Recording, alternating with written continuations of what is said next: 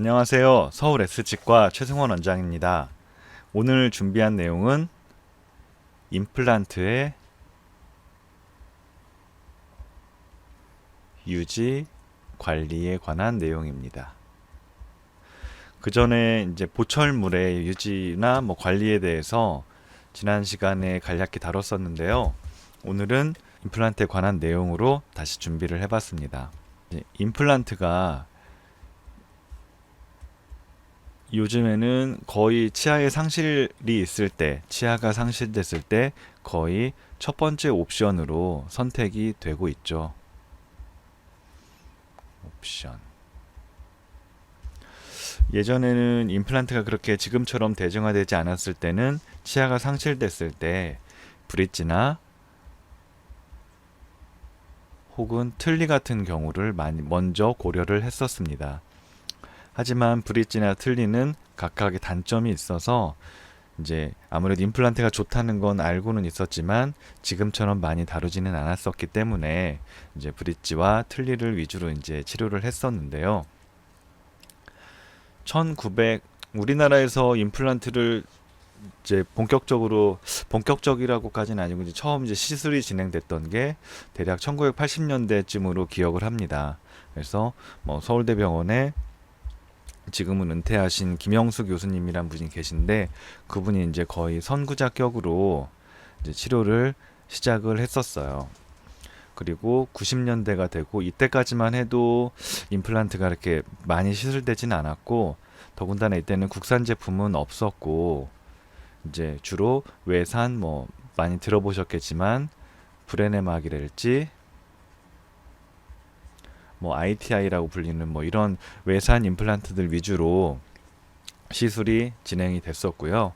이제 2000년대에 들어서 국산 임플란트들도 많이 나오고 여러 치과의사 선생님들도 임플란트에 대해서 공부를 하면서 이제 2000년대가 어떻게 보면 임플란트가 우리나라에서 개원가에서 많이 이제 시술이 본격적으로 진행됐던 때라고 볼 수 있습니다. 처음에 임플란트를 시술했을 때는 그때는 뼈에 임플란트를 심고 여기에 이를 올려서 이거를 잘 쓰게 하는 데에 이제 목적이 있었어요. 그리고 이쪽에 이제 초점을 맞춰가지고 뼈에다가 임플란트를 심고 어떻게든 기능을 할 수 있게 씹을 수 있게 만드는 그런 시기였다가 점점점 자연치아와 흡사한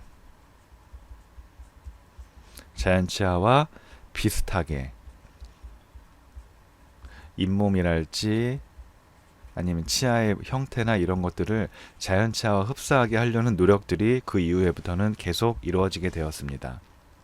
그리고 또 하나는 본격적으로 우리나라에서 이제 임플란트가 시술됐던 게 2000년이라고 하면 지금 이때부터 17년이 지났습니다.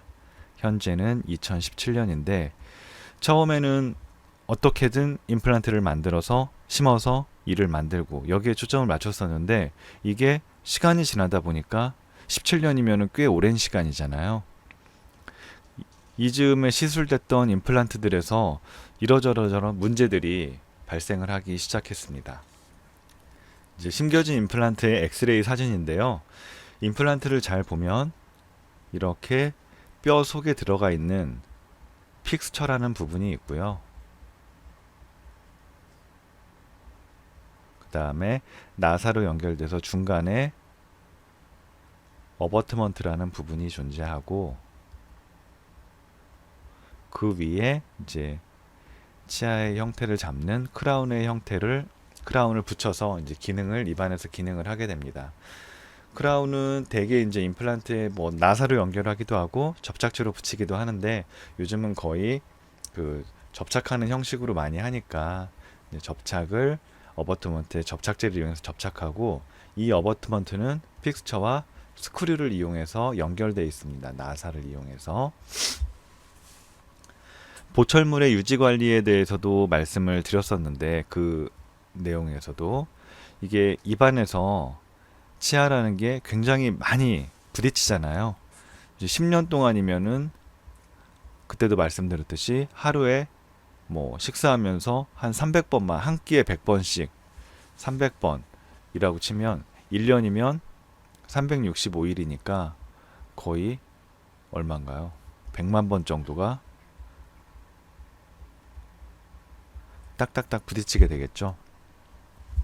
그리고 10년이면 1000만 번이고, 모든 재료가 마찬가지지만 1000만 번의 그 충격을 계속 받는다면 어딘가에서는 고장이 날 수밖에는 없는 것 같아요. 그래서 제일 임플란트를 이제 심어놓고 오랜 시간 지켜보다 보니까 가장 많이 발생했던 게 위에 씌워놓은 크라운이 뭐 예를 들어 치아색 나는 메탈 세라믹 크라운이면 도자기가 깨진다든지,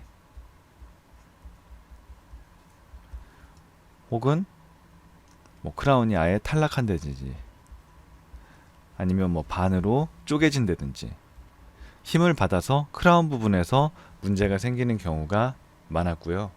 두 번째는 크라운과 어버트먼트는 접착제로 붙였는데 그 어버트먼트는 임플란트와 나사로 연결되어 있다라고 말씀드렸잖아요.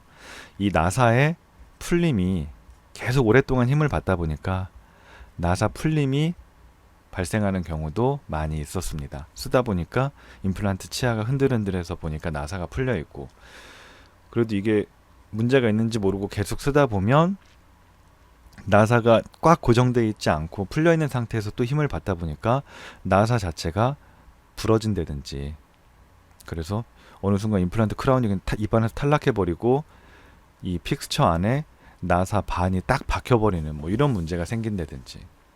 그래서 정리를 하면 첫 번째는 크라운에 생기는 문제들이 있었고요. 두 번째는 그 어버트먼트에 생기는 문제들이 발생을 합니다. 그리고 마지막은 뭘까요? 예상하셨겠지만 그 픽스처 주변의 뼈들이 자꾸 녹는, 마치 자연 치아에서 치주염이 생겨서 치아 주변에 뼈가 녹는 것처럼 임플란트 주변에도 뼈가 녹으면서 염증이 생기고, 그러면서 뼈가 점점점 녹아서 임플란트가 탈락하게 되는 그런 여러 가지 문제들이 발생을 하게 되었습니다. 이런 과정들을 겪으면서 보니까 임플란트는 심는 것도 중요하고 심은 후에 치아를 잘 만드는 것도 중요하지만, 이게 처음에 임플란트 환자분들께서 임플란트를 한다 그러면 이거는 반영구적인가요? 항상 이렇게 여쭤보시는데 참 대답하기가 애매해요. 마음속으로는 영구적입니다 라고 말씀드리고 싶지만 이게 입안에서 계속 기능을 하는 거기 때문에 영구적이지는 않고 이제 계속적인 보수가 필요하겠죠. 어쨌거나 잘 심고 치아를 잘 만든 다음에 유지 관리를 잘 하는 것이 굉장히 중요하구나, 이런 부분들을 요즘에는 이제 많이 깨닫고 이런 부분에 대해서 강조가 되고 있습니다.